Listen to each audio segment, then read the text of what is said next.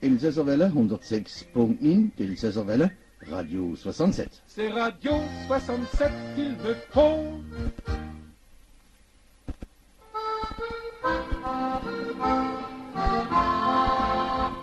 Oder lauter ist so lang, wo Lande, keiner Land, in ihrer Stolz da, in Hochbaurinnes auf der Land, man am Oberzunz ihr Neid, und jetzt die Strollers hat uns erwähnt, man lauft sehr langsam Zeit, und überall so Gießer und Stern, so ist unser Land.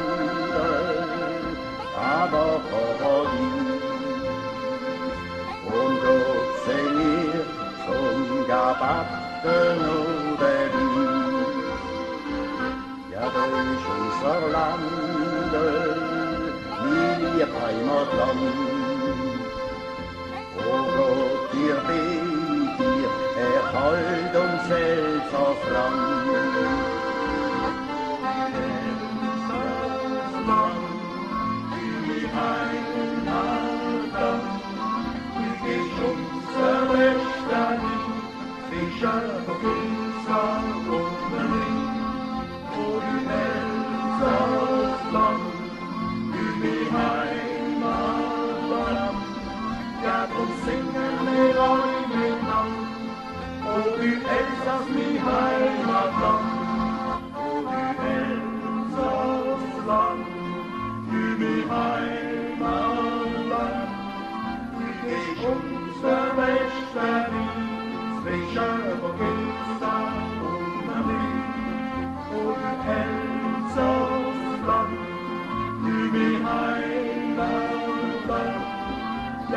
Singen wir alle miteinander, und du Elsass, mein Heimatland. Bonsoir chers auditeurs, comme tous les vendredis soirs de 19h30 à 21h, vous êtes sur Radio 67 106.9, à la technique il y a François, comme toujours, merci François, et ce soir nous sommes particulièrement gâtés, nous avons en nos studios Monsieur Pierre Katz, que en principe vous connaissez déjà par le Sur 6, où il avait déjà fait son apparition, et M. Katz, qui est vraiment un grand érudit du judaïsme en Alsace, un polytechnicien, ingénieur du génie maritime à la retraite. À ma gauche, j'ai également M. Gérard Perals, un consultant d'entreprise sur l'environnement et qui est vice-président de l'Office du tourisme de Marmoutier. J'ai lâché le mot, on va donc parler de Marmoutier ce soir. M. Perals est également archéologue. Il était surtout sur le site du château de Geroldsek, qui était donc des protecteurs de l'abbaye de Marmoutier.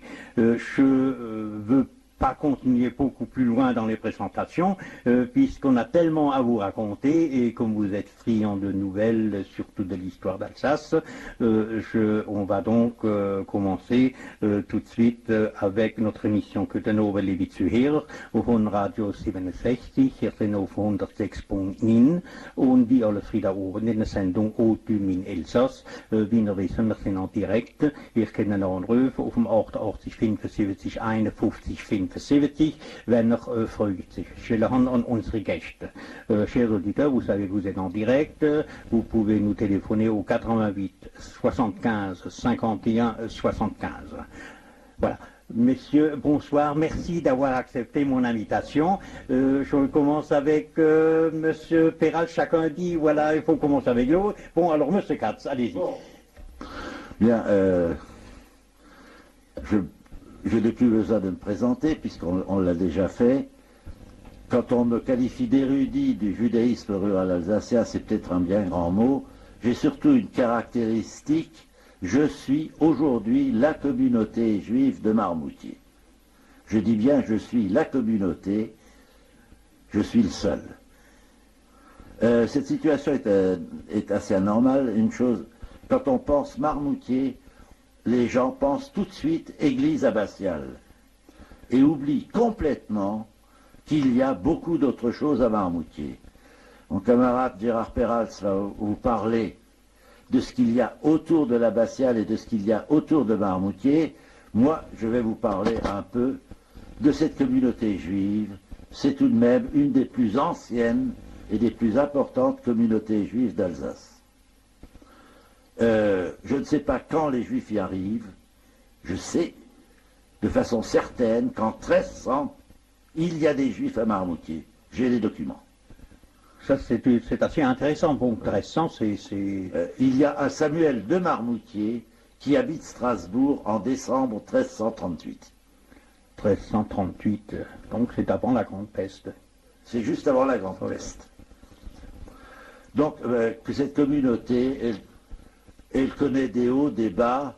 On connaît bien entendu de façon plus sérieuse son histoire à partir du milieu du XVIIe siècle, la fin de la guerre de 30 ans, où on commence à avoir des documents. Cette communauté se développe, elle atteint à l'apogée de tout le judaïsme rural alsacien vers 1850, 500 personnes. Elle connaît ensuite le sort de toutes les communautés juives alsaciennes, le déclin, les Juifs quittant la campagne pour s'installer dans les villes. Alors, quelle est cette communauté juive de Marmoutier? Que font ces Juifs? C'est ça qui est important. Absolument. Bon. Ces Juifs de Marmoutier, bon, donc, au milieu du XIXe siècle, ça représente près d'une centaine de familles, 500 personnes. Il y a quelques Juifs très riches. Quand je dis quelques Juifs, disons, mettons, 6, 7 familles qu'on peut qualifier de très riches. Marchands de biens, marchands de chevaux et prêteurs d'argent. Ils ont de l'argent liquide et ils jouent le rôle de prêteurs d'argent. Ensuite, il y a une petite moitié, disons entre 30 et 40 familles, de marchands et de commerçants spécialisés. Des gros, des plus petits, c'est le marchand de bestiaux, le marchand de cuirs et peaux, le marchand de grains, le boucher, l'épicier, le quincaillier, le marchand de fourneaux, des gens qui, au prix d'un dur travail, vivent.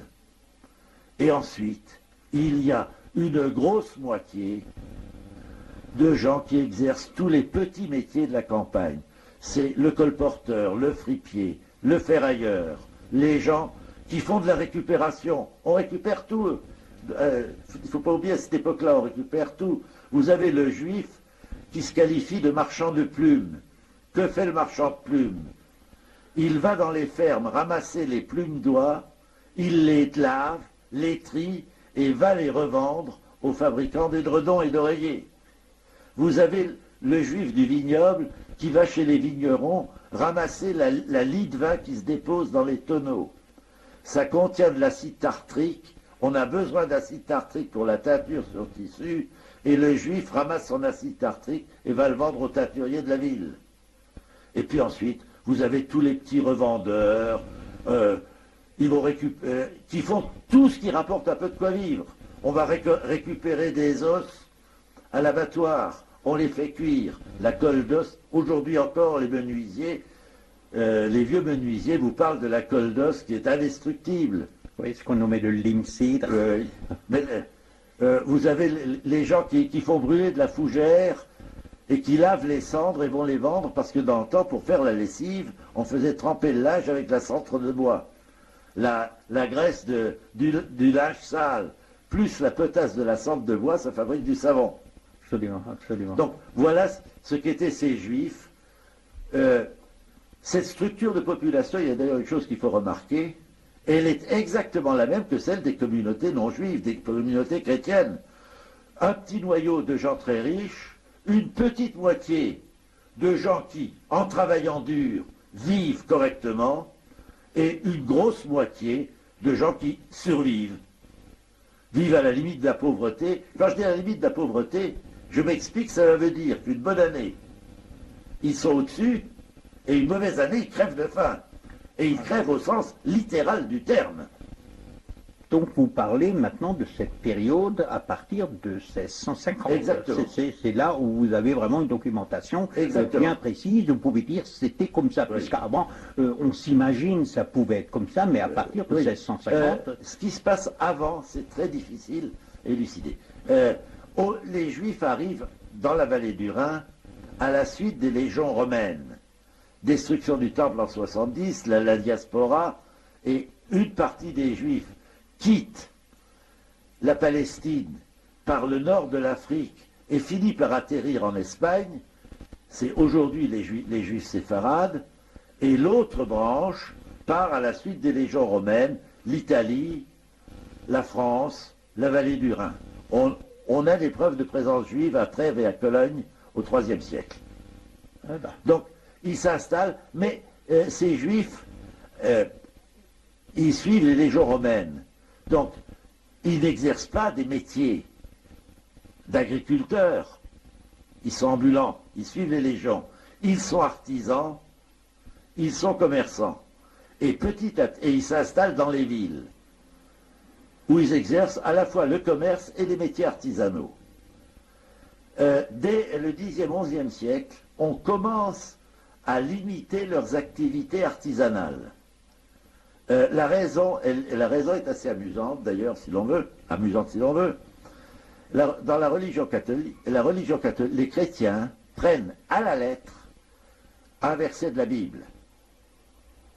C'est « Tu gagneras ton pain à la sueur de ton front ». Gagner de l'argent sans transpirer, on ne voit pas ça très bien, ça a quelque chose d'un peu diabolique.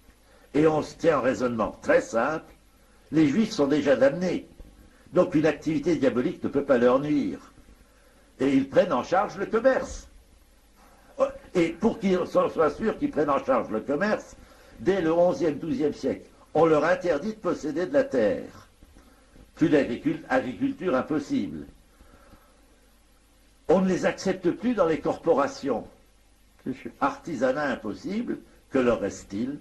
Le commerce.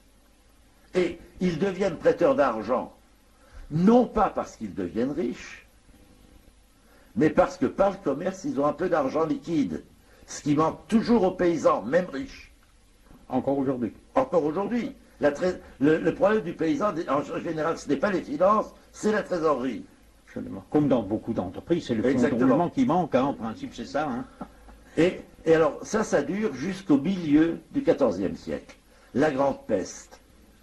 Il faut des boucs émissaires. Alors, et à cette époque-là, il y a déjà des Juifs dans les campagnes. Par exemple, la communauté de Marmoutier existe avant 1348, la grande peste. Il y a des communautés, Surbourg, Wissembourg, où il y a des abbayes, existent avant cette date. Mais, au moment de la grande peste, la plupart des Juifs vivent dans les villes à ce moment-là.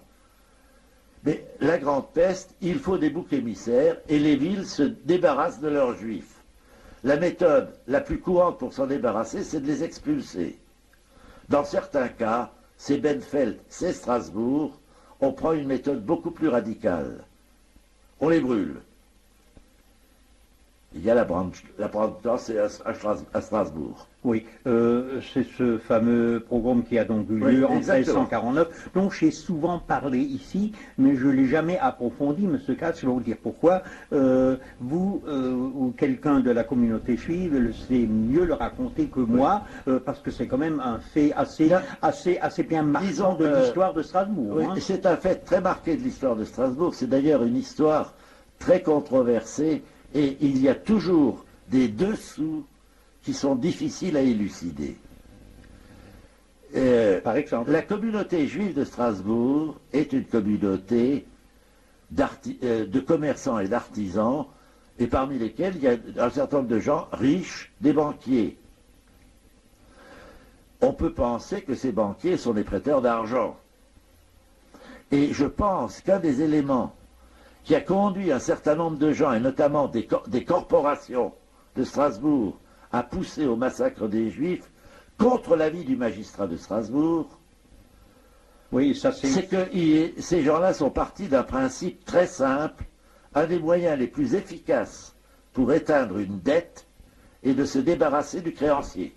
Voilà. Die Schuldscheine vernichten, comme on a dit à l'époque. Oui, mais enfin, et en brûlant les titres de créance, de temps en temps, on a brûlé le créancier avec. Ouais, voilà. Monsieur Katz, avant de continuer, comme un quart d'heure c'est déjà passé, vous voyez que ça avance vite le temps, François va nous faire un peu de musique. Merci François.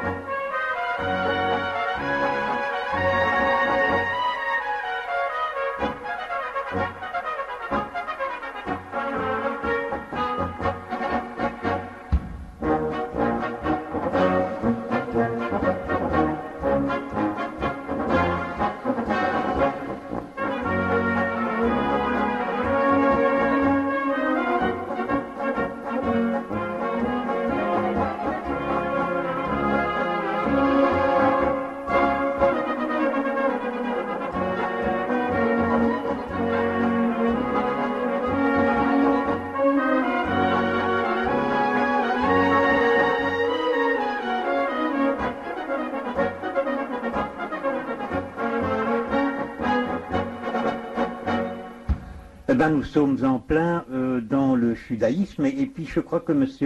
Katz devrait peut-être nous parler un peu de ce judaïsme alsacien qui n'est pas le même que le judaïsme des grandes villes, etc. Parce que là, il y a une différence notoire, M. Katz. Ah, il y a une différence très importante. À partir du XIVe siècle, donc, les villes se débarrassent de leurs juifs et interdisent aux juifs la résidence. Je précise, pour montrer quel était le poids de cette interdiction, on possède un recensement des Juifs en 1784. Dans la ville de Strasbourg habitent en 1784 68 Juifs. C'est le préposé des Juifs d'Alsace, Serfbert, sa famille et sa domesticité. Et Serfbert a obtenu par dérogation une autorisation de résider à Strasbourg. Le magistrat de Strasbourg la lui a donnée. Serfbert a bénéficié d'une intervention à un certain niveau pour obtenir cette autorisation. Je peux vous donner le nom de l'intervenant. C'est Louis XVI.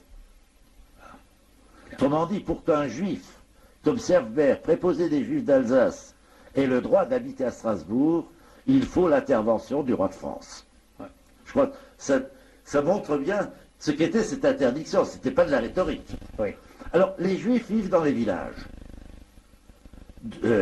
petits ou grands,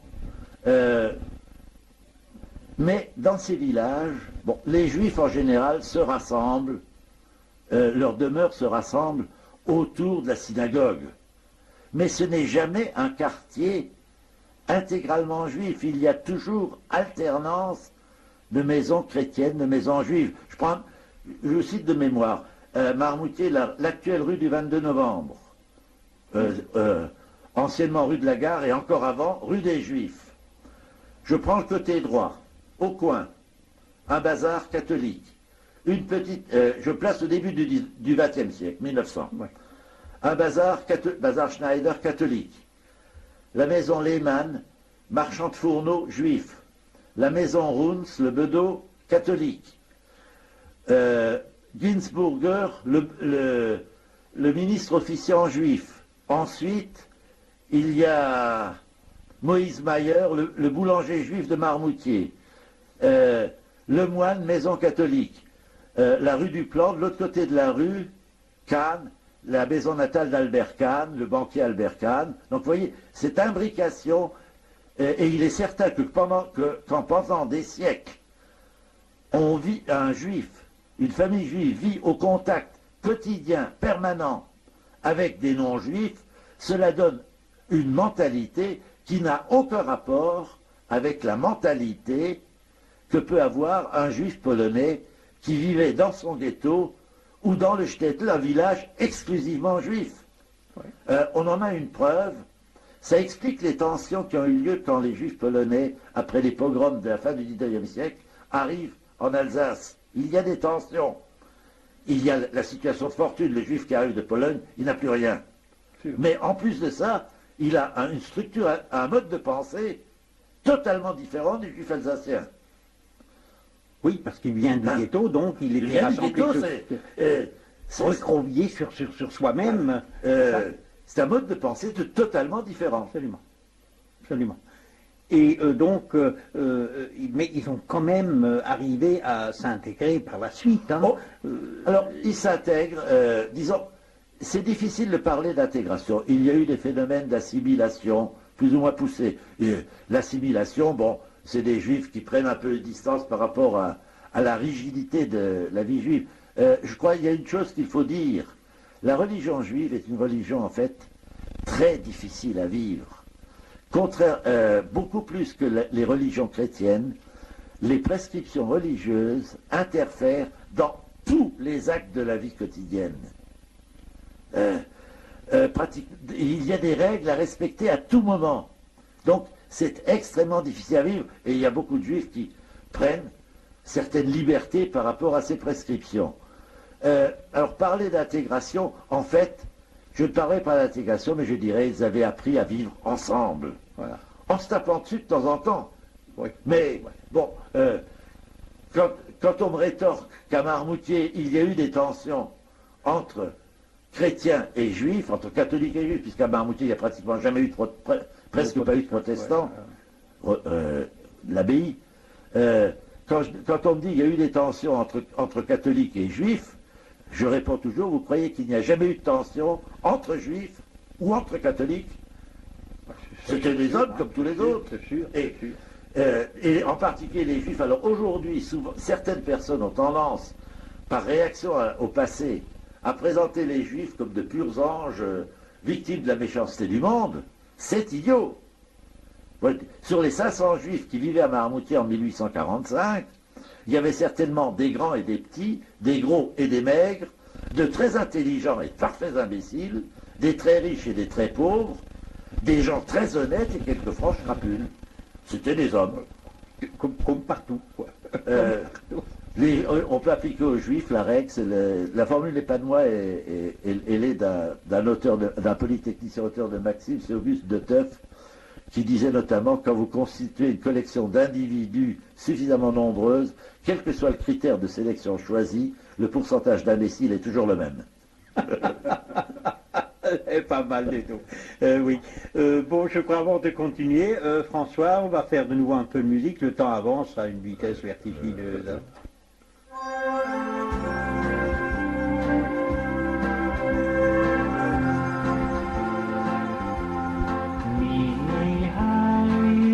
Vor Wort, wie es so klingt.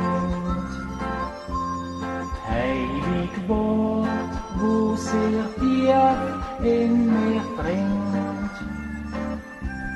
Siehst du nicht, wie mein Herz sich spürt Qualen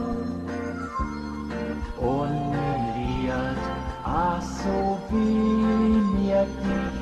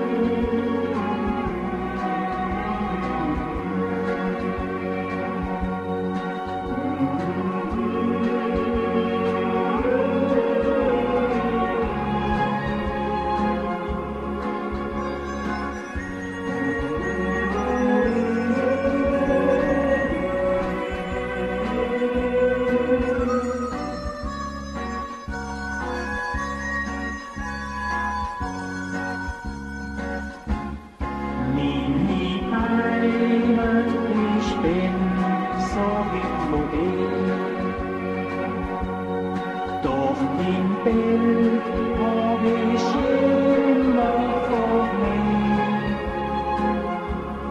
Möcht einmal noch in der Bude ja, wann schläft Stund minner letzter Heimkehr. Möcht einmal noch in der Bude ja, wann schläft Stund minner letzter Heimkehr. Möcht einmal. Nous revoilà, je crois qu'on continue. Pauvre monsieur Gérard Perals, vous y allez être dans la deuxième moitié. On va donc aller aux alentours, mais c'est tellement passionnant ce que raconte monsieur, vraiment c'est merveilleux ce que nous raconte monsieur Pierre Katz ce soir. Et j'ai encore une fois une question à vous poser. Premièrement, l'office, c'est paraît-il pas une messe. Parlez-nous un peu de la synagogue aussi. Et puis après il y a le mikvé, il y a tellement de questions que je voudrais vous poser. Si ça se termine pas ce soir, ce sera une autre fois. Hein. Oui. Bon, la chose qui est importante, bon, j'ai dit la religion juive, il y a tout un ensemble de prescriptions qui pèsent sur tous les actes de la vie quotidienne.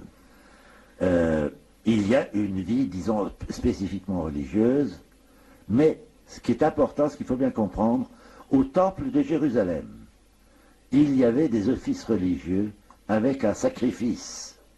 Des sacrifices, y compris des sacrifices d'animaux, des sacrifices de fruits, de légumes. Bon.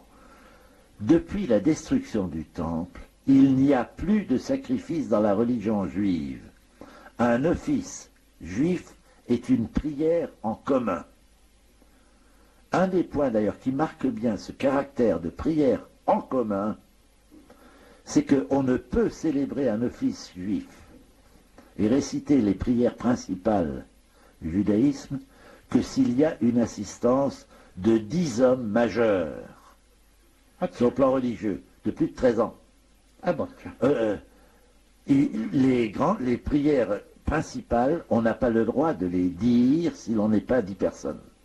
Bon, vous voyez, je l'ignorais aussi. Donc, et surtout, je pense, 90% alors, ceci explique que la synagogue, c'est un local dans lequel on se réunit pour prier. Mais dans l'office juif, il y a toujours une partie, le judaïsme est une religion du livre. Et à chaque office, on lit un extrait de la Torah. La Torah, ces espèces de rouleaux de parchemin, deux montants en bois, un manteau brodé, une plaque de dédicace, un doigt de lecture. Une chose dont il faut être bien conscient, le texte qui est là-dessus, manuscrit en hébreu, c'est le Pentateuque, ce sont les 5 premiers livres de la Bible.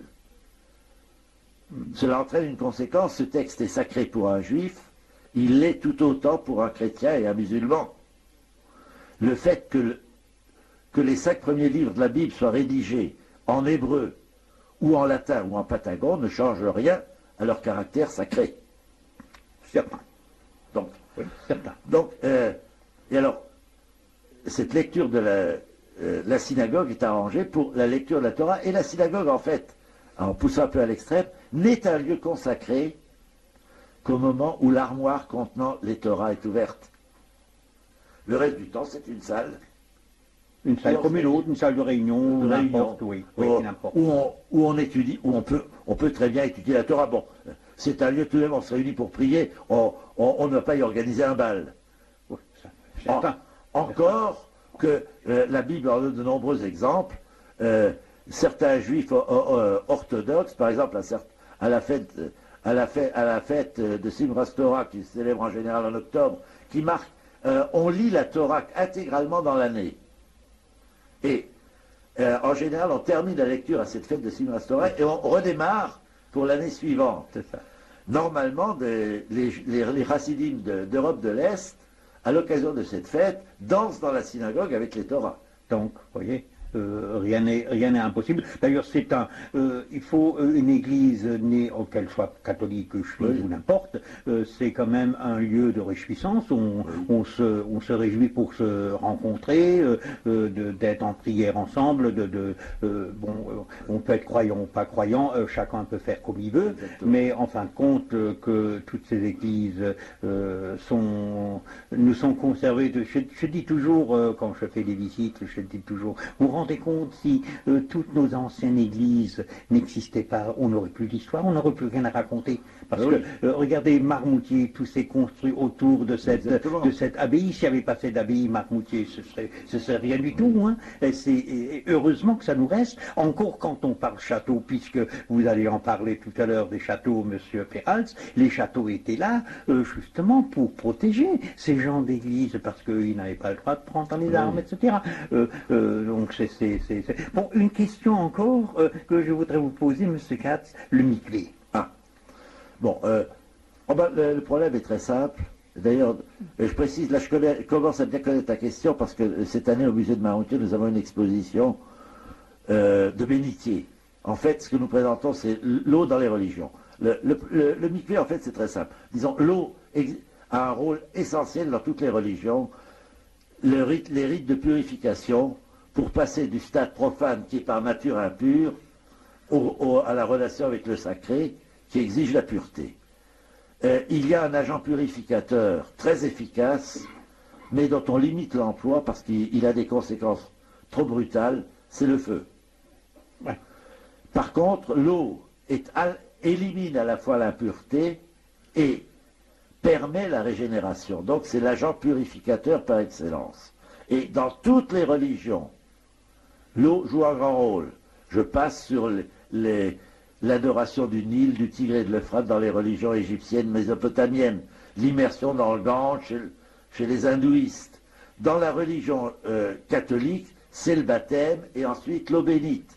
Mais la religion juive, je rappelle que certaines religions chrétiennes ont encore conservé pour le baptême l'immersion totale.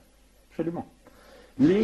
Pour les juifs, il y a des cas d'impureté d'objets ou de personnes qui nécessitent une immersion dans un bain rituel. Un bain rituel est une installation fixe dans laquelle de l'eau naturelle, eau de pluie, eau de source, eau de la nappe phréatique se rassemblent naturellement. Et un mikvé est ce bain auquel on a recours pour retrouver la pureté. Après, certains cas d'impureté, mais ce qui rend le mikvé tellement important, il y a dans la religion juive une impureté systématique. Ça existe dans d'autres religions également d'ailleurs. C'est l'impureté périodique de la femme. Ouais. La femme est impure pendant une période de 13 jours. Début de la menstruation, 8 jours après. En notant, en passant un petit détail amusant, la période d'impureté de la religion juive, c'est pratiquement exactement la période d'infécondité. Tiens. Je ne pense pas que cela soit un hasard. Oui, oui. Bon. Ouais, vous savez, le hasard est rarement le hasard, moi je le dis toujours. Bon. Le problème, c'est que tant que la femme est impure, donc tant qu'elle n'est pas passée par le bain rituel, tout contact avec une autre personne est interdit. Cela entraîne une conséquence dans une communauté juive orthodoxe. L'absence de bain rituel entraîne l'extinction de la communauté. Ah tiens. Pas de relation entre mari et femme, pas de descendants. Oui, bien sûr, donc c'est l'extinction, oui. Donc, une communauté juive ne peut pas se passer de bain rituel. Ouais. C'est plus important que la synagogue ou le cimetière, voire même les rouleaux de Torah. Ouais. C'est la survie qui est en jeu. Ah ouais. Ce n'est pas la foi ou la croyance, c'est la survie. Ah ouais. Donc, le bain rituel est l'installation absolument fondamentale pour une communauté orthodoxe. Et à Strasbourg, on en a retrouvé quelques-uns. Il y a des bains rituels modernes à la grande synagogue. Mais en Alsace, bon, on connaît celui de Bischheim. Ah oui, je suis natif de Bischheim. À Marmoutier, oui. Bon, il y en a un. Mais j'en connais 7 ou 8 autres aujourd'hui dans le Bas-Rhin. Dans le Bas-Rhin, il y avait au XIXe siècle 120 communautés juives. Moi, j'en tire une conséquence, il y avait au moins 120 bains rituels. Ah oui. Enfin, Ben oui, sinon c'était pas une possible. communauté juive a un bain, le gros problème, un bain rituel, c'est une fosse dans le sol. Ouais. Disons, en Alsace, où la nappe phréatique, en général, n'est pas très profonde. Ouais. Une fosse, 2 mètres de long, 2 mètres de profondeur, ou 2,50 m de profondeur, 1 mètre de large, un escalier pour descendre, c'est pas très encombrant. Ouais. Même dans le cas où il n'y a plus de juifs, la maison a été vendue par des chrétiens, il y avait un bain rituel dans la cave. Tout au plus, a-t-on remblayé le bain, peut-être, et il y a peut-être une petite dalle en béton coulée dessus, mais le bain rituel en dessous est intact. Oui, il était. Et je suis persuadé qu'en cherchant, on en trouve une centaine dans le barin. Ouais. Assez intéressant, d'ailleurs, comme approche. On a un exemple à Marmoutier, justement, où lors de travaux d'une maison, on nous a appelé, on a appelé M. Casse pour nous demander ce que c'était que cette fosse, et c'était un bain rituel. À Marmoutier, j'en connais 3. Non, c'est d'ailleurs amusant. Il y a un bain rituel qui est dans la maison du musée, qui est certainement le bain communautaire. Et il est très mal fait. Manifestement, il a été fait vers 1710, vraisemblablement par les juifs pauvres de Marmoutier. Il y a eu un incendie dans l'abbaye en 1707. Un très grave incendie. Ouais. Donc, il y a des tas de matériaux de construction. Ouais. Et les juifs pauvres de Marmoutier ont construit un bain rituel avec les matériaux de récupération. Pourquoi en 1710? Après la guerre de 30 ans, il reste pratiquement plus de juifs à Marmoutier. Mais comme l'abbaye se remonte, en 1710, il y a de nouveau 25 familles. Il faut un bain rituel, ils se le construisent. Ouais. Et le matériau de récupération, ils le construisent eux-mêmes. Les deux autres sont beaucoup mieux faits. Et ils se trouvent dans des maisons, et des pâtés de maisons, dont je sais qu'au XIXe siècle, ils étaient habités par des juifs riches de Marmoutier. Ces juifs riches ne tiennent pas à ce que leurs femmes se mélangent avec la populace, donc se construisent un bain rituel privé. C'est facile à faire, une fosse 2 mètres de profondeur, 2 mètres de long, 1 mètre de large, ça coûte pas cher. Et même si on a de l'argent, on peut... Et ils ne l'ont pas fait eux-mêmes. Eux, ils ont fait appel à des maçons. Absolument. Donc ils sont mieux faits. Ouais, voilà, c'est tout à fait normal, c'est logique. Une question encore, puisque là nous avançons rapidement, une question encore sur la synagogue. Les synagogues qu'on voit abandonnées dans les villages, entre autres, on me pose souvent des questions, puisque je fais pas mal de visites guidées dans les régions, et je veux terminer ma question, puisqu'elle est double. On me pose souvent la question, comment se fait-il que les nazis les ont pas toutes démolies comme ils ont démoli celles de Strasbourg? Est-ce qu'il y a une raison? Moi je leur dis toujours, il n'y en a sûrement pas, je ne sais pas comment, ni le pourquoi. Vous savez, ce qui s'est passé en 1940, ça va énormément varier. Effectivement, bon, d'abord, en Allemagne, de l'autre côté du Rhin, il ne faut pas oublier que quand on parle judaïsme alsacien, l'Alsace comptait au XIXe siècle environ 200 communautés juives. Mais je rappelle tout de même, il ne faudrait pas oublier, la Rhénanie-Palatinat en comptait 180, le Pays de Bade en comptait 220 et Württemberg 200. Donc c'était assez bien réparti. Ben oui, donc, oui. Alors, en Allemagne, la nuit de cristal, novembre 1938, la plupart des synagogues ont été incendiées. Et en Allemagne, celles qui ont survécu, c'est, disons, une grosse dizaine, 12 ou 15, je ne sais pas le chiffre exact. Les Allemands ont mis le paquet et les ont sauvés. En Alsace, en Lorraine, dans la Moselle, beaucoup de synagogues ont été incendiées.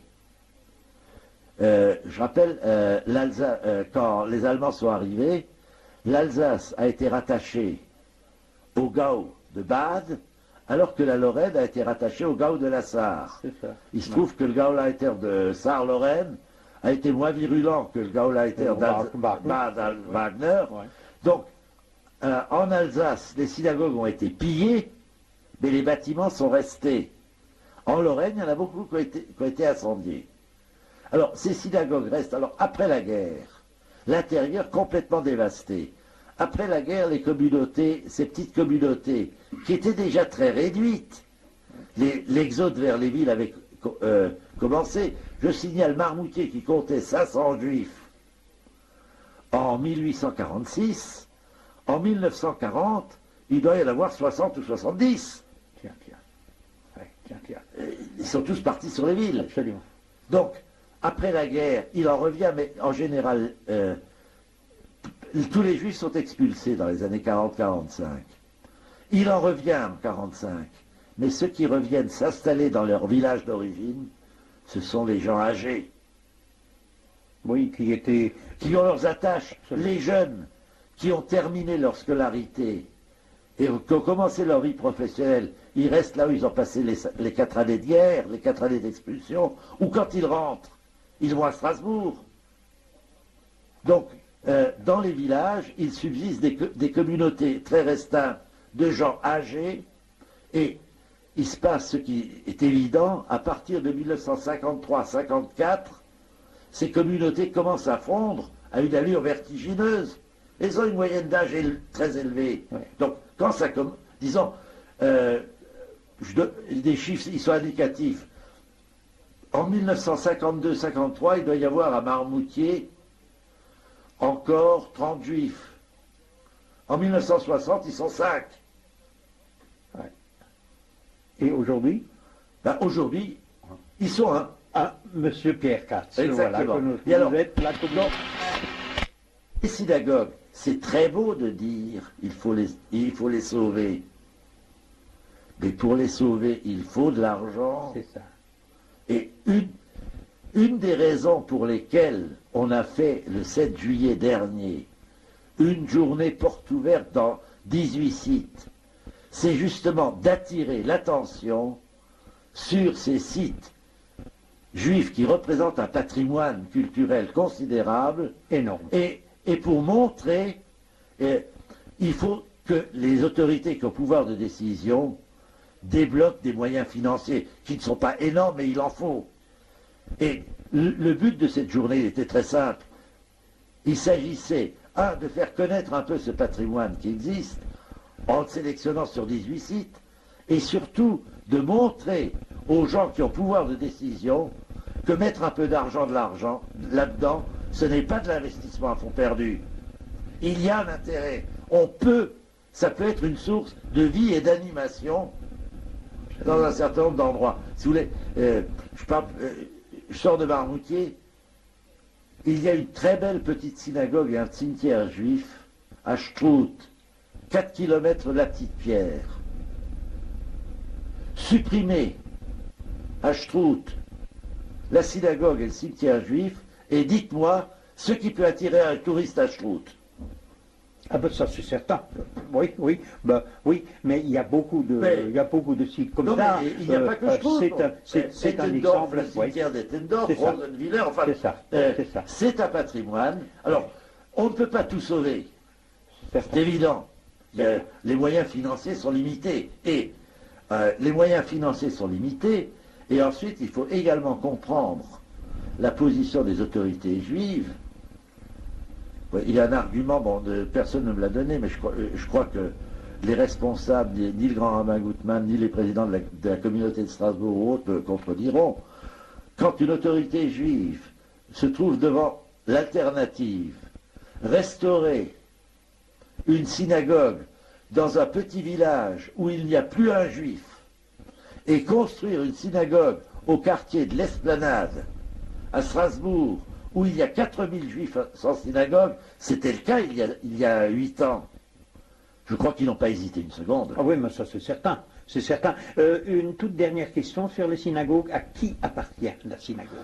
Alors, justement, là, vous soulevez un problème vous délicat. savez, j'ai reçu tellement de réponses que je ne sais plus quoi. Vous soulevez, je ne peux pas vous apporter une réponse très nette, et je crois qu'il y aurait vraiment là une enquête serrée à faire. Normalement, la plupart de ces synagogues ont été construites, la construction a été financée par les communautés juives locales. C'est ce qu'on m'a dit. Ces communautés, avec parfois des subventions soit de l'État, soit du département, soit des communes. Avec des litiges parfois, bon, il y a des histoires, celles de Rubat et autres. La plupart de ces communautés ont disparu. Ces communautés locales. Oui. Et leurs successeurs, mais je ne sais pas sur le plan juridique quelle est vraiment la situation. Je crois ce problème de la situation juridique de propriété de ces synagogues, c'est un problème qui, à mon avis, pour moi, n'est pas clair, qui mériterait d'être élucidé. Oui, je pense aussi, puisque... Disons, je vais à la limite, par exemple, la synagogue de Marmoutier. Oui. La synagogue de Marmoutier, comme il n'y avait plus de juifs, pratiquement plus, puisque moi je suis revenu il y a 10 ans, oui. Bon, la synagogue, et il y a eu le consistoire a cédé la synagogue pour 1 franc symbolique à la commune en 1961. Et la commune s'est en contrepartie engagée à entretenir le cimetière juif. Oui, qui est d'ailleurs magnifique. Oui, donc, mais à la limite, il faudrait peut-être se demander, est-ce que le consistoire pouvait vendre cette synagogue? Oui, parce que justement, c'est pour ça que je vous pose la question. J'en suis pas sûr. Oui, voilà. Parce que normalement, ça appartenait aux familles qui l'ont construit. Non, mais je crois qu'il y aurait là, c'est une chose que j'ai souvent dite, je crois, ce problème de programme de restauration de synagogue, ça devrait commencer par une étude de la situation juridique de chacun de ces bâtiments. Oui. Merci Pierre Katz. Nous allons faire un peu de musique. Malheureusement, j'ai encore une question dont on n'a pas parlé, c'est le musée de Marmoutier, dont vous êtes un des personnes qui l'ont créé. Non, comment pas? Non, je dis pas. Non, j'insiste là-dessus. Ce musée a été créé il y a 20 ans par un groupe de bénévoles. Et je crois là, il y a une chose qui est très importante. Ce groupe d'une douzaine de bénévoles de Marmoutier ne comprenait aucun juif. Et dès le début, ils ont rassemblé une collection juive en disant on ne peut pas faire un musée de Marmoutier dans lequel on ne donne pas une place aux juifs. La place qu'ils ont tenue dans l'histoire. Oui, mais ça fait partie de notre patrimoine, c'est une richesse de notre patrimoine. Je crois que ce qui est très important, c'est qu'au musée de Marmoutier, l'équipe qui a démarré ne comprenait aucun juif. Et d'emblée, a fait partie d'une chose. Et ça me permet de préciser, de rectifier peut-être une erreur que commettent enfin des personnes sur ce musée de Marmoutier. Ce musée de Marmoutier n'est pas et ne sera jamais, tant que j'aurai quelque chose à dire, un musée du judaïsme rural alsacien.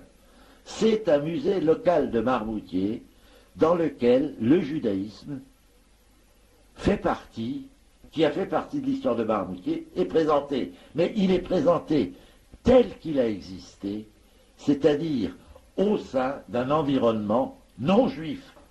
Ok. Il y a dans le musée de Marmoutier une chose qui est typique, la Stoup. La Stoup, oui, qui existe d'ailleurs au musée.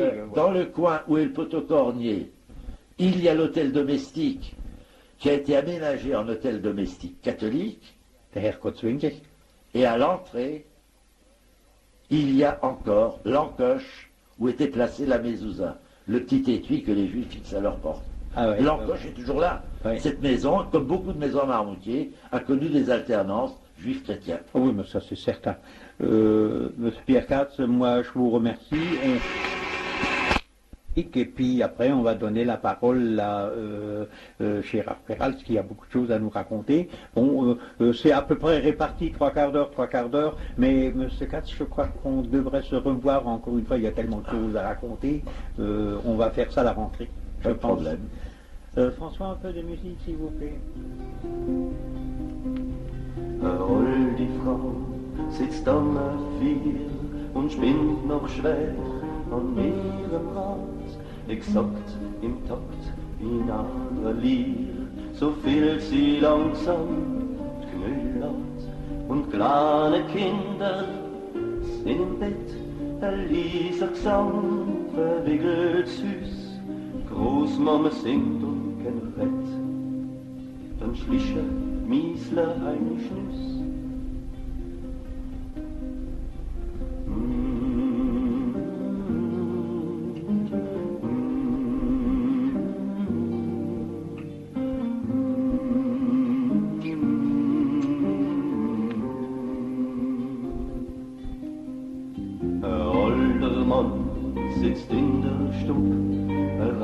der Pfiff und wenn sie stand, steh hinaufgerührt ab. Der Blick vertieft ins Holz wie brennt.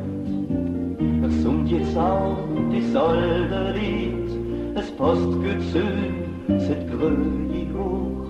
Die Großeltern werden langsam mit, genau wie der elsässische Spruch.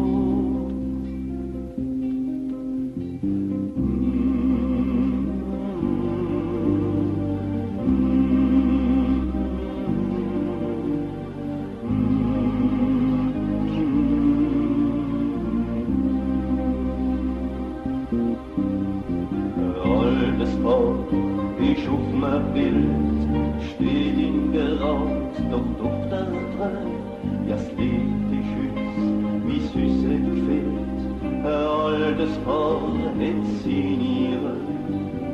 Ich spüre manchmal noch ihre Stimme und Melodie, vergess ich nicht, doch all die Wälder weiß ich nicht. Der alte Spruch macht letzter Schritt.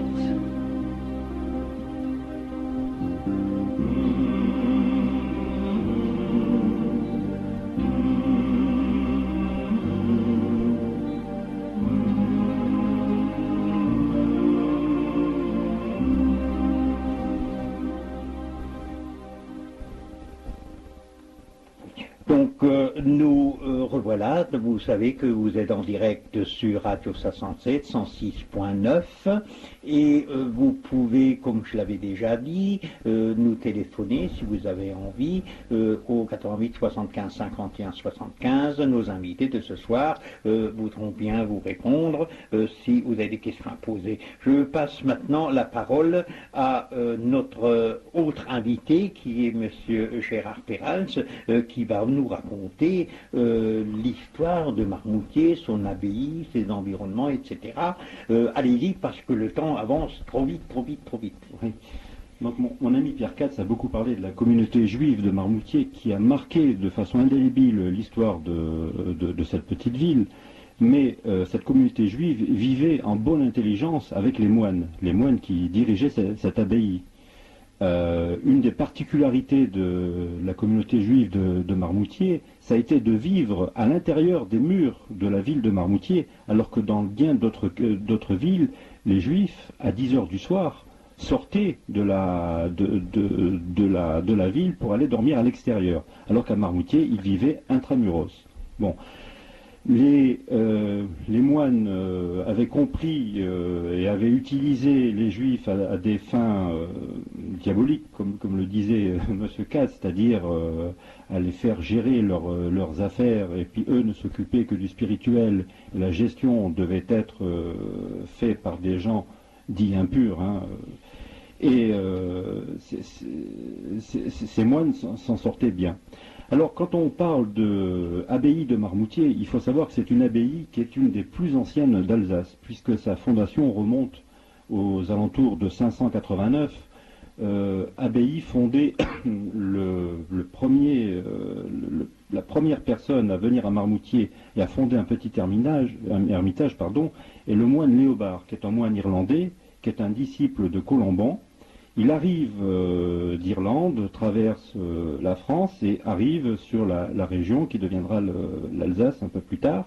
Et il commence à fonder un petit ermitage à Gothenhus, qui est un petit village qui se trouve à environ 5-6 km à vol d'oiseau de Marmoutier. Ensuite, dans un deuxième temps, il ira s'installer à Lorvillers, qui se trouve de l'autre côté, dans l'arrière-pays du Korresberg, de l'autre côté par rapport à Marmoutier. Et ce nom de Lorvillers sera Léobardi Villa, qui, par déformation et contraction populaire, est devenu maintenant Lorvillers, et non pas le trou d'habitation comme on peut le penser.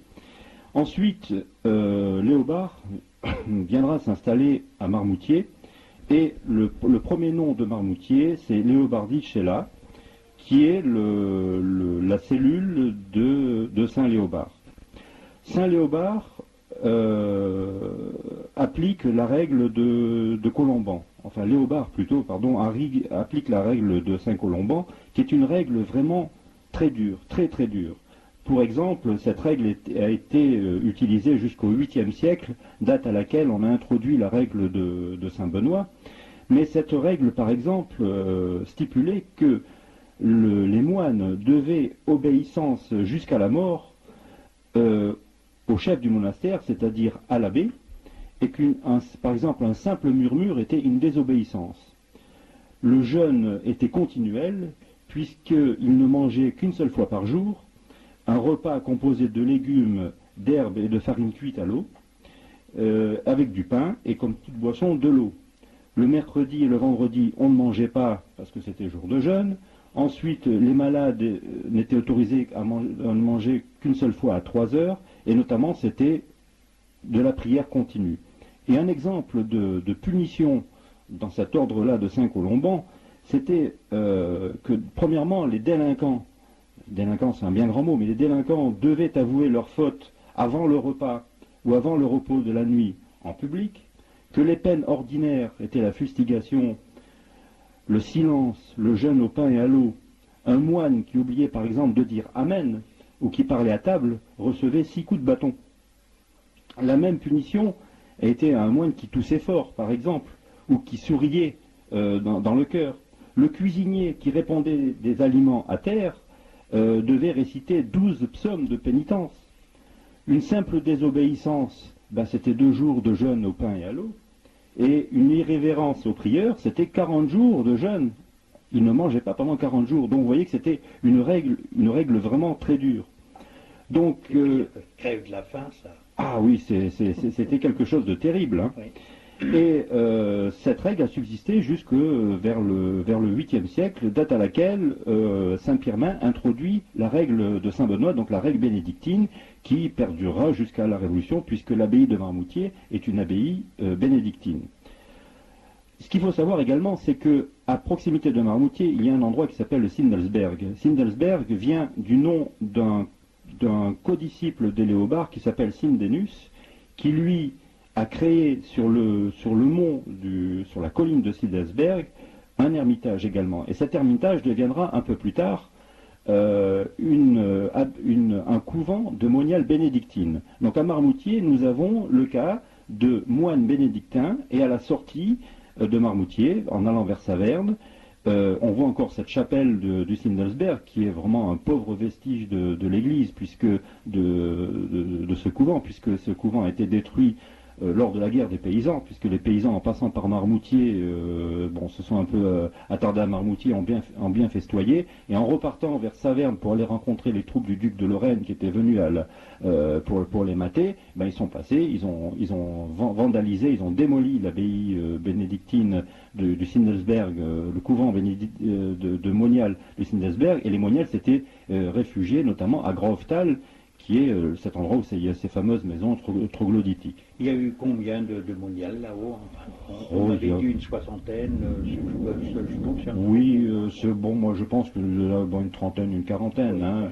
Les moines à Marmoutier étaient guère plus nombreux, étaient une quarantaine. Il ne faut pas s'imaginer une grande abbaye avec... comme je prends toujours l'exemple, quand je fais des visites guidées, je dis c'est pas une abbaye hollywoodienne. C'est pas comme quand on parle de château, de défense de château, on a toujours à l'idée ces images d'Hollywood où on voit attaquer avec des centaines et des centaines d'hommes d'armes et des centaines d'hommes d'armes défendre, alors que par exemple un château se défendait à une dizaine de personnes. Donc dans ces abbayes-là également, il y avait une cinquantaine de personnes qui y résidaient. Hein. Donc voilà un peu pour situer Marmoutier. Alors ce qu'il faut dire, c'est que, je ne vais quand même pas passer en détail à travers toute l'histoire parce que ça serait trop long, et il y a un ouvrage qui malheureusement qu'on ne trouve plus facilement, mais qu'on peut emprunter encore à la BNU de la section des Asiatiques à Strasbourg, qui est un ouvrage de l'abbé Sigrist, qui parle de l'histoire de Marmoutier. Cet ouvrage, il y en avait 2 tomes de prévus, il n'y en a qu'un seul qui a été publié, et le 2e tome est encore à l'état de manuscrit. On a pour projet, notamment au syndicat d'initiative, d'ici quelque temps, de lancer une souscription pour pouvoir publier ce 2e tome, et en même temps republier le 1er tome. Et ces deux ouvrages reprennent complètement l'histoire de Marmoutier, bien sûr avec des inexactitudes dues maintenant à la distance du temps, où on peut vérifier autrement, avec d'autres moyens, certaines choses, mais bon, c'est quand même une bonne base, et c'est la bonne base actuelle de l'histoire de Marmoutier. Donc, ce qu'il faut savoir, c'est que Marmoutier, en fait, actuellement, quand on passe de la nationale, comme disait Pierre IV, c'est une église. Mais quand on rentre dans Marmoutier, bon, d'abord on voit cette magnifique abbatiale à la façade romane, au massif ouest, qui est une forteresse romane, hein, qui a des très beaux décors, et puis le soir, par exemple, les soirs d'été avec des éclairages du soleil couchant, on a des photos fantastiques à faire, et bien souvent le soir le village est très calme, donc on peut s'asseoir sur la place du village et rêver devant cette façade de l'abbatiale. Mais non seulement à Marmoutier on a une église, une abbatiale, mais on a tout un noyau de maisons, de bâtiments autour qui correspondaient à l'abbaye en elle-même. On a par exemple la rue du Couvent qui faisait le tour de l'abbaye par l'intérieur. Et en prenant la rue du Couvent, on passe devant les dortoirs des moines, c'est-à-dire les dortoirs du XVIIIe, de la dernière période phase de l'abbaye, on passe devant la bibliothèque de l'abbaye, on passe devant la salle capitulaire de l'abbaye, on passe devant les vestiges de la grande sacristie de l'abbaye, on passe devant l'infirmerie de l'abbaye, et ainsi de suite. Et on continue, et on revient sur la place en passant à proximité des granges dîmières qui servaient de stockage à ces impôts perçus en nature par l'Église sur les récoltes, tant le grain que le vin. Et après, on revient sur la place. Et quand on va à l'extérieur, on va un peu plus à l'extérieur de Marmoutier, on tombe sur les remparts de Marmoutier, parce que Marmoutier était une ville fortifiée. Ensuite, à partir de quelle date? Aux alentours je pense, aux alentours du XIIIe siècle déjà, quand même, XIIIe siècle, ou XIIIe siècle, Marmoutier était fortifié, c'était une grande enceinte carrée, dans lequel, dans un des angles, il y avait cette abbaye, il y avait deux portes, une qui donnait sur Strasbourg, direction Strasbourg, et l'autre qui donnait sur direction Saverne, et même il y en avait une troisième qui donnait direction Diemstal. Bien que cette mention de porte qui donnait sur Diemstal, j'ai eu l'occasion de faire des observations archéologiques lors de travaux de rénovation et de remplacement de tuyauterie d'égout, où on prétend être cette porte, alors que dans le sol, moi je n'ai trouvé que la base d'un mur. Hein, j'ai pas eu la preuve formelle qu'il y avait une porte. Mais non, je ne dis pas qu'il n'y en avait pas, mais je n'ai pas eu la preuve formelle. Et en archéologie, on a la preuve que quand on la voit. On se base sur des textes, mais on se base également sur ce qu'on voit. Donc on a cette ville fortifiée, et notamment j'ai eu, il n'y a pas tellement longtemps, l'occasion on ne savait pas à quoi ressemblaient par exemple les portes fortifiées de Marmoutier. On sait où elles étaient, il y en a une qui est près du monument aux morts actuel, et il y en a une autre, les deux portes, celle qui est vers Saverne, qui était aux alentours de la Perception. On ne savait pas à quoi elles ressemblaient. Et en visitant notamment le musée du Sceau à la Petite Pierre, le musée du Sceau qui a été aménagé et monté par M. Charles Odo, j'ai eu l'occasion de voir des sceaux de Marmoutier, des sceaux des abbés de Marmoutier. Et il y a des sceaux également de la ville de Marmoutier qui représentent une de ces portes fortifiées. Mais oui. Et là, pour moi, c'est une première, parce qu'on a la première représentation d'une des tours portes fortifiées de la ville de Marmoutier. Bon, là-dessus, bien sûr, il y a à vérifier tout ça, mais je pense que M. Oudot, quand M. Oudot marque c'est qu'un sceau de la ville de Marmoutier, il n'y a pas tellement à vérifier. Je pense que c'est quelqu'un de très grande compétence. Hein. Et alors, quand on poursuit la visite autour de Marmoutier, on arrive par exemple à un endroit qui s'appelle le Hackerhof, qui était l'ancienne cour colongère de l'abbaye de Marmoutier, et on voit nettement tous les bâtiments qui étaient construits autour de cette cour et qui servaient à loger aussi bien le bétail que également à loger les serviteurs de l'abbaye. Donc vous voyez que Marmoutier, c'est énormément de choses. Et autour de Marmoutier, on a d'autres vestiges, notamment on a les fameuses ruines des Guérolsec, des châteaux de Guérolsec, le grand et le petit Guérolsec. Je dis bien grand et petit, c'est par dénomination, par construction dans le temps, puisque le château le plus ancien étant le grand et le petit Guérolsec ayant été construit aux alentours, au milieu du XIIIe siècle à peu près, pendant cette période troublée qui était le grand interrègne en Alsace, puisque les terres de Saverne appartenaient à l'évêque de Strasbourg, les terres sur lesquelles était construite l'abbaye de Marmoutier appartenaient à l'évêque de Metz, donc on est en terre ecclésiastique. Et à proximité de ces terres ecclésiastiques, il y avait les terres impériales. Marlenheim était possession impériale, Haguenau était possession impériale. Donc on était sur une sorte de zone frontière. Et ce grand interrègne, c'était une lutte entre le pouvoir impérial et le pouvoir de Rome, où il y avait un antipape qui avait été nommé, et de l'autre côté, les ecclésiastiques avaient fait de même. Donc il y avait une période très trouble. Et durant cette période très trouble, eh bien, certains seigneurs ont profité de construire énormément de châteaux, se disant que, eh ben, à la fin, quand tout reviendra dans l'ordre, on ira faire hommage aux gagnants en leur remettant entre les mains le bâtiment qu'on avait construit. Donc il devenait le suzerain, et en remerciement, eh bien, le suzerain les autorisait à conserver leurs biens. Ouais. Donc le petit Guérolsec a été construit à cette époque-là. Oui. Quand vous parlez de grand interrègne, c'est donc la période de 1250 à 1273, après Frédéric II. Après Frédéric II. Donc ouais. C'est cette période-là. Et c'est une période d'ailleurs où l'Alsace, c'était vraiment l'anarchie. C'était l'anarchie complète, il n'y avait plus aucun pouvoir, ni religieux, ni civil. Hein. Chacun faisait tout ce qu'il voulait, et c'est ce qui explique le foisonnement de châteaux en Alsace, puisqu'on a plus de 470 châteaux sur l'Alsace, dont le dernier château qu'on a retrouvé il y a une dizaine d'années, qui est une forteresse fantastique au-dessus d'Ernolsheim-les-Savernes, qui est le château qui a été construit sur le Daubenschlagfelsen. Excusez un peu l'accent parce que je ne suis pas de la région, mais je suis alsacien d'adoption et j'ai retrouvé des racines en Alsace, parce qu'étant moi-même du nord de l'Afrique, étant ce qu'on appelle toujours un pied noir, donc un Français d'Algérie, étant complètement déraciné, j'ai retrouvé des racines en Alsace. Je me suis marié avec une Alsacienne et j'ai retrouvé vraiment des accroches.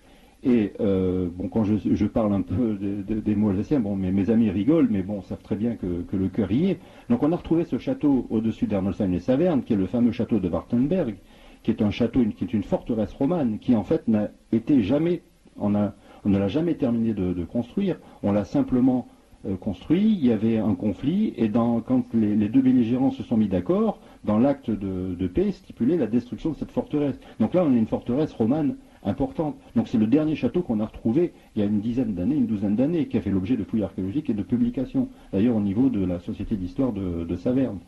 Donc vous voyez que cet ensemble, pour en revenir au territoire de Marmoutier, on a énormément de choses à Marmoutier.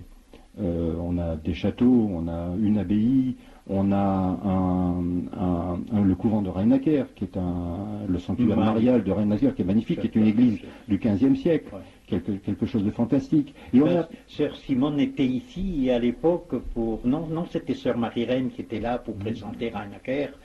C'était d'ailleurs ceux qui ne connaissent pas Rheinacker, je vous invite. Moi, je les invite également à y aller.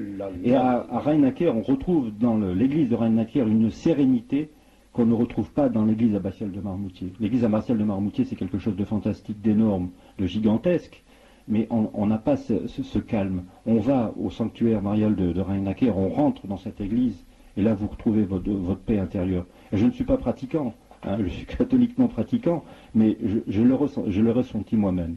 Et tout autour, par exemple, du pays de Marmoutier, on a un certain nombre de petits villages, des villages comme Rothenbourg, des villages comme Schwenheim, des villages comme Krachstadt, des villages comme Allenwiller, comme Salenthal, qui ont aussi leur édifice historique. La plupart de ces villages ont des clochers romans. Allenwiller. Exactement. Krachstadt, qui était un clocher fortifié avec des traces de hourres, des trous dans lesquels on mettait des poutres pour mettre des hourres à l'extérieur de la tour. Et c'est ce qui a conduit notamment à faire passer la route romane d'Alsace, créée par la région, à le faire passer par Marmoutier, et par la région de Marmoutier. Et nous, au syndicat d'initiative de Marmoutier, nous avons mis en place un certain nombre d'animations, outre les visites classiques de l'abbatiale de Marmoutier qui se passent dans le cadre des mardis de la route romane sur Marmoutier, mais nous avons mis au point un circuit qui se fait en calèche, qui dure, si on faisait le circuit total des églises romanes de Marmoutier, on mettrait 6 à 7 heures à peu près en calèche. Donc on a dû le diviser en deux parties, faire un circuit dans l'arrière Corasberg et un circuit sur le Piémont des Vosges. Monsieur Gérald, on va faire un peu de musique et puis on va parler justement de ça, encore une fois, de cette route romane et puis surtout Marmoutier en soi-même, du point de vue animation et autres, parce que le temps passe tellement vite, si, à moins qu'on revienne vendredi prochain, hein, c'est comme vous voulez. À moi, à votre tournée, à votre tournée.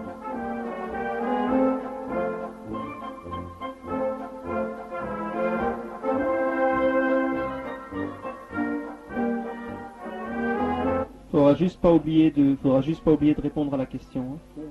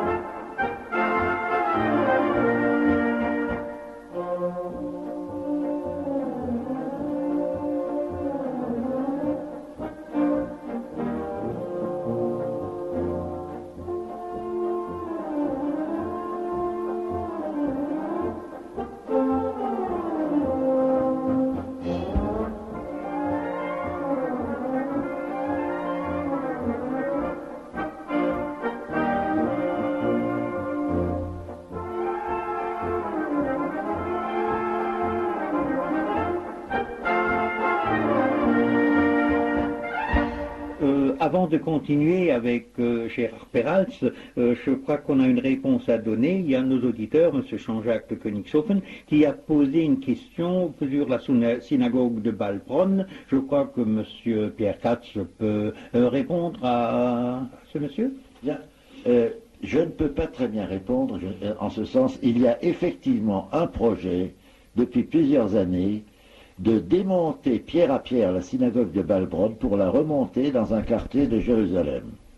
Ce projet se heurte à des difficultés de tous ordres, notamment financières, et je ne saurais pas dire aujourd'hui où ça en est exactement.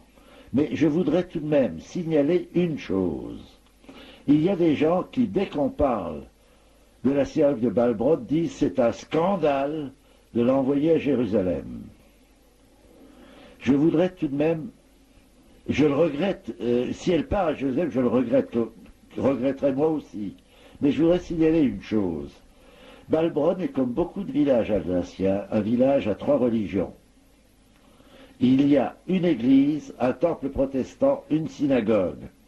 Balbronn est une petite municipalité et les moyens financiers que la commune peut dégager pour les consacrer aux édifices de culte, elle les consacre en priorité à l'église et au temple, parce qu'il y a encore des communautés catholiques et protestantes, et il ne reste pas grand-chose pour la synagogue. Et en fait, la question qui se pose aujourd'hui n'est pas synagogue à Balbronn ou à Jérusalem, la question est synagogue entretenue à Jérusalem ou ruine à Balbronn? C'est comme ça qu'il faut poser la question. Oui, bah, C'est navrant, mais il faut être réaliste. C'est un problème de sous, hein, c'est un problème d'argent. Hein, et surtout, mettez-vous dans la peau d'un maire. Comment un maire peut-il justifier vis-à-vis de ses administrés de mettre de l'argent dans un bâtiment qui n'est utilisé à rien? Oui, en fin de compte, c'est vrai. Hein, c'est vrai. Il faut être brutal, il faut prendre les choses comme elles sont. Oui, c'est triste, c'est comme ça. Pourtant, ça fait partie du patrimoine alsacien. Alors, la solution pour, disons, s'agiter frénétiquement en disant « il faut sauver les synagogues », ça n'avance à rien. Il y a des synagogues banales, il y en a d'autres qui sont intéressantes. Il faut prendre le problème à bras-le-corps, sélectionner un nombre raisonnable de synagogues intéressantes et sur celle-là mettre le paquet. Mais cela implique en parallèle, il y en a qui sont condamnés. Oui, on ne peut pas faire autrement. Comme dit, c'est un problème de sous. Je crois que vous avez quand même en partie répondu à M. Jean-Jacques de Königshofen et nous allons donc continuer avec Gérard Perals qui va nous parler de Marmoutier, un début de ce Marmoutier puisque comme on vient d'en parler, on va se retrouver vendredi prochain donc pour la suite parce que c'est immense. C'est immense. Alors pour faire le pendant avec ce que vient de dire Pierre Katz au niveau des synagogues, la conservation des synagogues, on a le même cas pour les châteaux en Alsace, où on a tellement de châteaux qu'il faudrait des sommes énormes pour les consolider, et décision a été prise par la région et par le Conseil général de sélectionner un certain nombre de châteaux les plus représentatifs et de mettre tout l'argent dessus pour les sauver, malheureusement au détriment d'autres châteaux. Je ne parle pas d'opérations spécifiques telles les opérations du Haut-Landsbourg au sud de Colmar ou les opérations de Lichtenberg qui sont des opérations bien spécifiques, mais les châteaux connaissent les mêmes problèmes que les synagogues, et même sont peut-être dans un état encore peut-être plus préoccupant que les synagogues, si je fais référence au Geroldsek. Bon, mais là je reviens maintenant à Marmoutier. Tout à l'heure je parlais de la règle de Saint-Colomban qui était quelque chose de terrible, et que cette règle a duré jusqu'au 8e siècle, date à laquelle Saint-Pirmin introduit la règle de Saint-Benoît, donc la règle bénédictine, et cette règle de Saint-Benoît sera définitivement introduite en 816 par Saint-Benoît d'Agnan, qui a été un des abbés de Marmoutier. Il faut dire qu'entre-temps, notre petite abbaye a connu bien des malheurs, puisqu'en 670, un premier incendie consume entièrement la cellule de Léobard. Et l'origine, c'est la foudre. Ensuite, en 698, en mois de mars, il y a eu la peste qui a décimé la population. En 717, un nouvel incendie, destruction de bâtiments à peine restaurés, qui venaient d'être restaurés suite au dernier incendie de 40 ans auparavant. Destruction du mobilier et des troupeaux. Et là, l'origine, ce serait les soldats qui passaient sur la route entre Saverne et Strasbourg pendant les guerres de Charles Martel contre les Saxons et les Allemands, et c'est ces soldats qui auraient mis le feu, par mégarde, je pense, à l'abbaye. Donc en 724, arrive un personnage très important pour Marmoutier, c'est l'abbé Maur. L'abbé Maur, M-A-U-R, qui prend la direction du couvent et qui relève l'ensemble des bâtiments et qui entoure l'abbaye de Marmoutier d'une enceinte. Les chartes détruites dans l'incendie précédent sont réécrites et confirmées par Théodoric IV. L'abbaye, à ce moment-là, prend le nom de Mori Monasterium, le moutier de Maur. Et puis le village, pendant le Moyen-Âge, s'appellera Mori Villa. Également. Maur. À l'époque, on disait Maur. Oui, mais Mori Villa, c'est peut-être en latin. Donc, l'abbé Maur était c'était un sacré bonhomme, mais l'abbé Maur meurt en 744. Et il n'a pas été sanctifié, il est bienheureux. Et c'est donc sous l'impulsion de Saint-Pirmin qui, après l'introduction de la règle de Saint-Benoît à l'abbaye de Neuvillers, introduit, sous les auspices de Charlemagne, introduit la règle de Saint-Benoît à Marmoutier.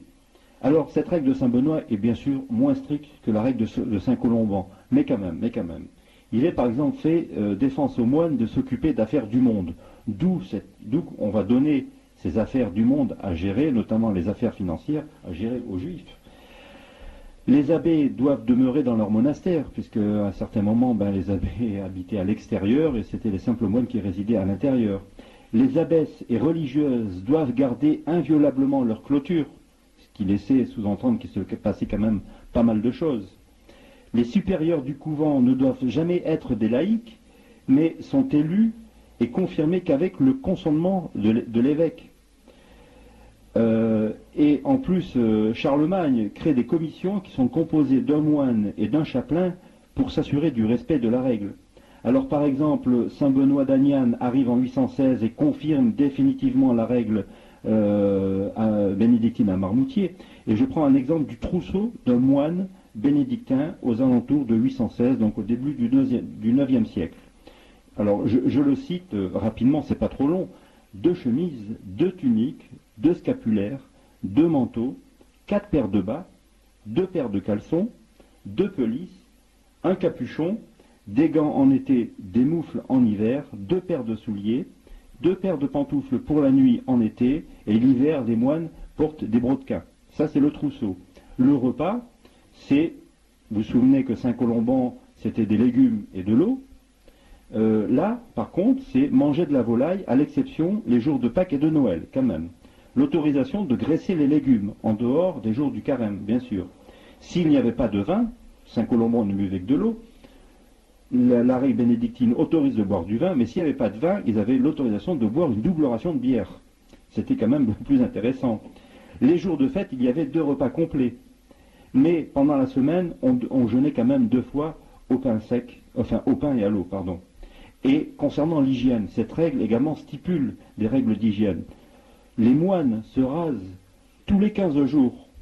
Donc ce qu'on pouvait s'imaginer à quoi devait ressembler un moine de Saint-Colomban. C'était peut-être un yéti. Les bains étaient accordés à la discrétion de l'abbé. Les frères se lavaient mutuellement les pieds en chantant. Et c'est à cette époque-là également qu'on crée des écoles, qu'on ouvre des écoles, et ces écoles, on les ouvre aux enfants offerts, ce qu'on appelle les enfants qui étaient offerts par les familles au monastère, qui étaient destinés à devenir des ecclésiastiques. Donc vous voyez une règle bénédictine qui quand même était un peu plus sympathique que la règle de Saint-Colomban. C'est à cette époque d'ailleurs que également en échange de la protection de l'État sur lequel les abbayes étaient installées, les abbayes supportaient des charges. Donc l'État assurait la protection de l'abbaye, mais l'abbaye supportait des charges. Il y avait des fournitures de dons et de soldats, des fournitures de prestations, et notamment il devait prier pour l'empereur, bien sûr, il ne fallait pas oublier. Et Marmoutier devient le vassal de l'évêché de Metz à cette époque-là.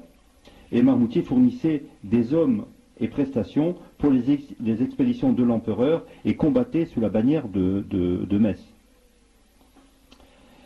Ensuite, en 824, Théodoric IV fait écrire Théodoric IV de Chelles, roi mérovingien, refait écrire des chartes les précédentes ont été détruites dans un incendie.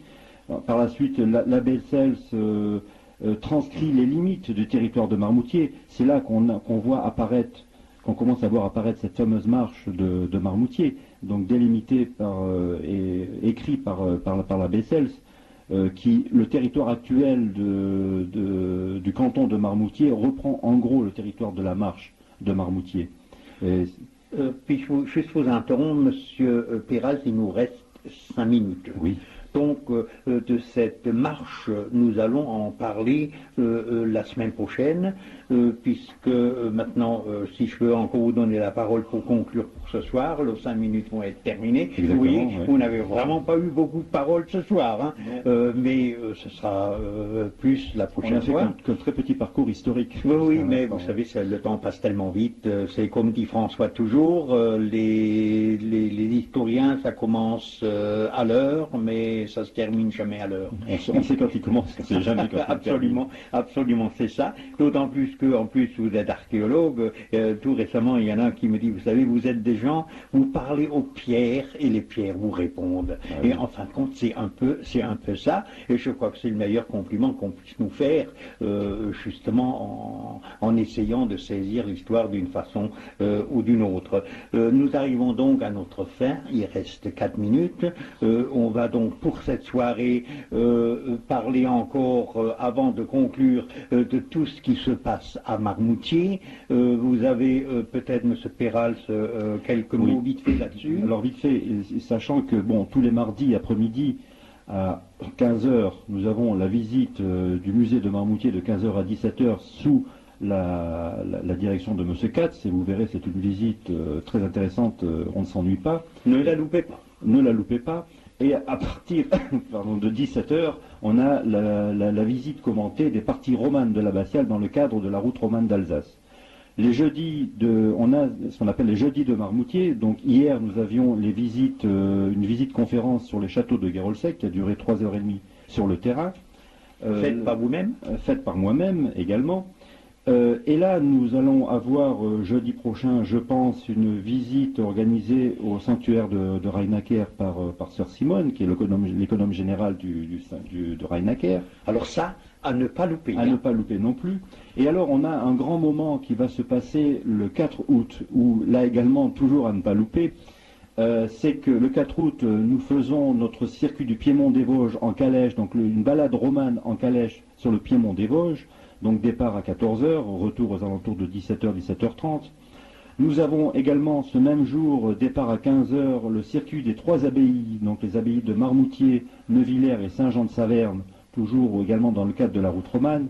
Et nous avons à 14h, à ce moment-là, dans le cadre des activités du programme d'été du parc régional des Vosges du Nord, une visite que je dirigerai moi-même, qui durera aux alentours de 3h30 à 4h sur l'abbaye de Marmoutier. Donc nous irons visiter l'abbatiale, la crypte archéologique avec toutes les explications, mais également le noyau du couvent, les fortifications de Marmoutier et également la cour colongère. Donc là nous avons un programme très chargé pour le 4 août. Et si vous vous intéressez à l'histoire, n'hésitez pas à venir nous voir. Et en plus, cette visite qui va durer 4 heures sur l'abbaye est une visite gratuite en plus. Voilà, mais c'est merveilleux.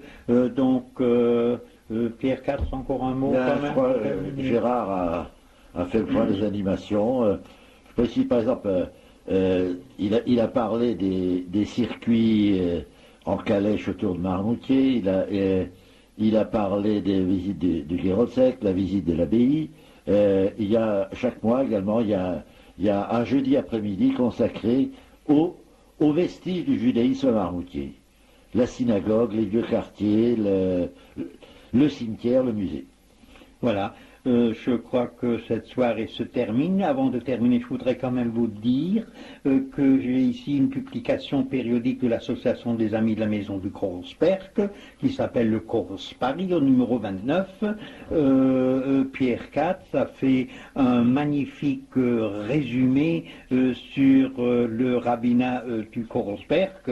C'est magnifique à lire. Vous pouvez, en écrivant donc à l'Association des Amis de la Maison du Korosperk à Turtersheim, vous pouvez donc acheter ce périodique, c'est magnifique.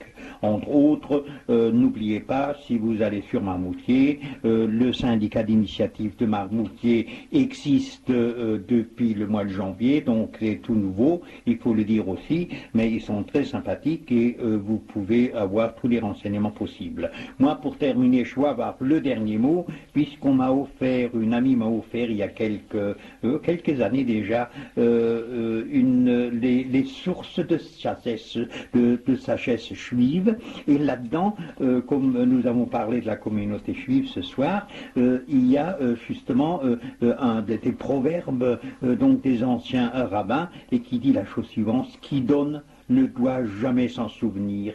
Qui reçoit ne doit jamais l'oublier. Et messieurs, vous avez beaucoup donné ce soir, et pour ceux qui l'ont reçu, souvenez-vous-en, allez à Marmoutier.